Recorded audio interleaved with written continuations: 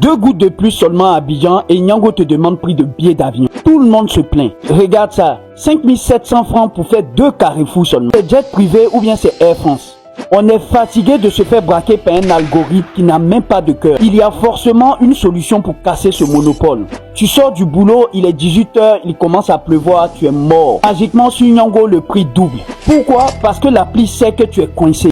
Ça, c'est de l'extorsion numérique, c'est pas un service. On est tous devenus esclaves du bouton commander. En tout cas, si tu aimes jeter ton argent, c'est ton problème. Le pire, quand tu acceptes le prix et que tu montes dans ton Niango, le chauffeur annule parce qu'il veut que tu payes hors appli. C'est gâté, c'est chaud des deux côtés. La solution, on a besoin d'une plateforme nationale. Une application du pays où le prix est fixé par nous pour nous.